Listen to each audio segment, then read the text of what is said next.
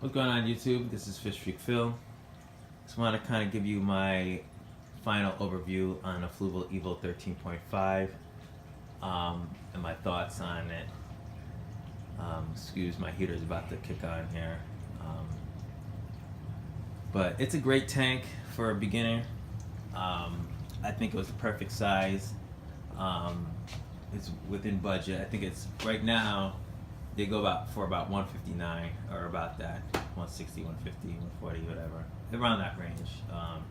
Great price, sturdy build. Like, I didn't have any issues with leaks or cracks or anything like that. None of the back wall buckling or anything like that. I ran a stock for the first few months, and then I quickly, did some research on upgrading, and I was able to do some upgrades. I wanted to show you one of the first things I upgraded. One of the things I did upgrade was the return pumps. Now, if you can see them side by side, this is the original Fluval pump that came with it, and I forgot what it was rated for, but I believe it was rated for 10 times the return for that tank. And this is the C-shape pump I eventually did replace it with. It's got crap all over it. Let's pull it out. Anyway, see, I put it in there without the rubber feet on there. You can see the different size and difference. Yes.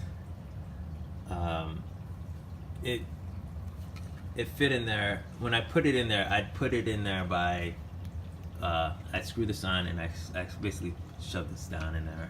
Went in fairly well. It was kind of tight fit, but it fit in there nonetheless. Worked perfectly. Gave me a little bit more flow than the original pump. I apologize because I don't remember what it's rated for, but I have it in my video. I have an upgrade video on this tank that I did. I actually show you the box and talk about the pump specifically. Gives you more. I give more details on it. I also had the PS2 protein skimmer in here. I gotta say, the last few months of this tank, I was not running it because I was basically. Let me show you what I had going on here.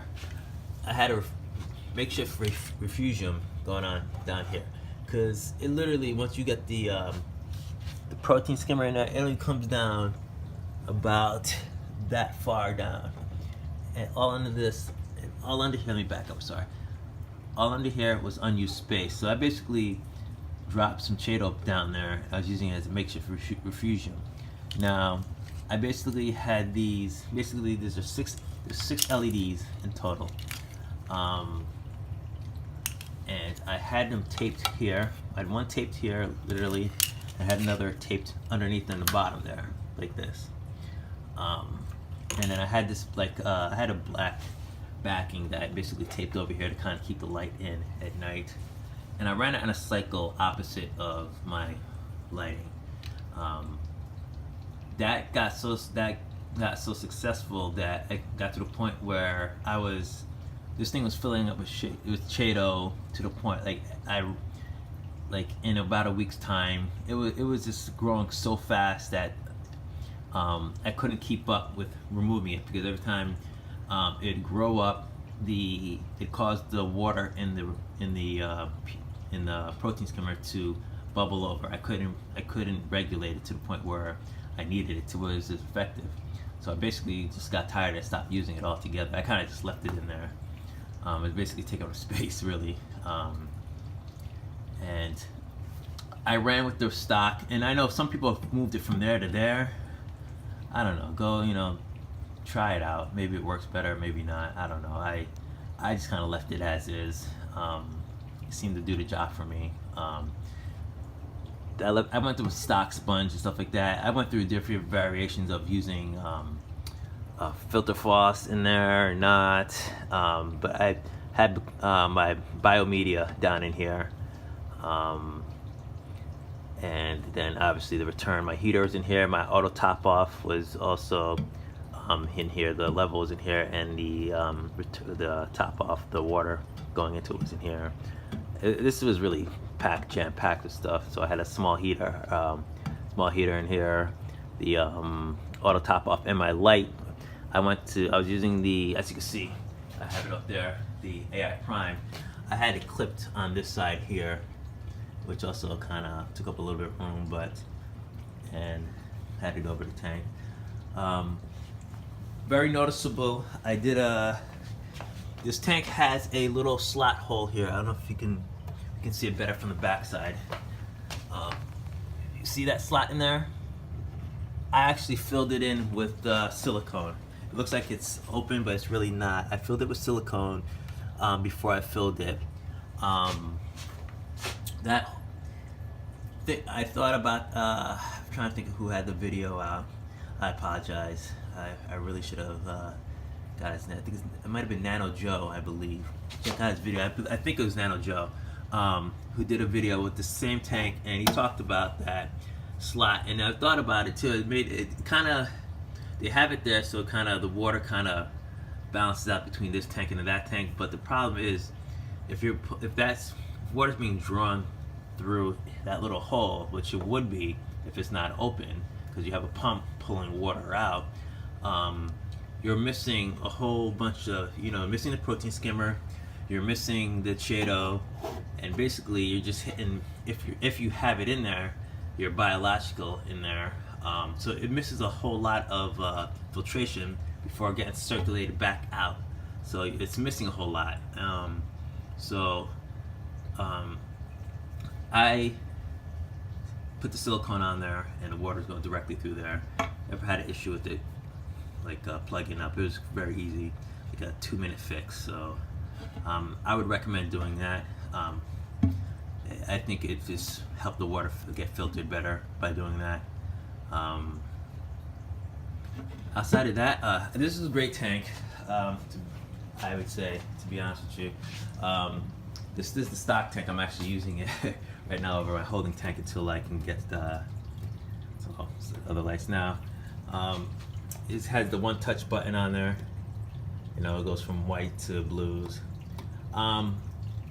It worked. I mean, if you want to do the softy tank on it, it would work. I don't know why it's freaking out now, but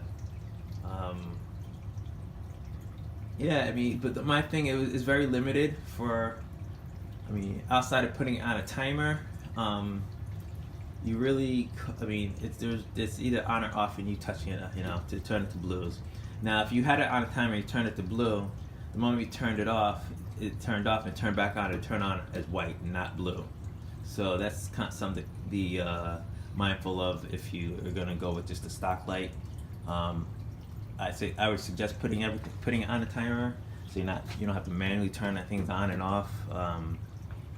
Kind of, especially if you have corals that want to keep them on a schedule if possible.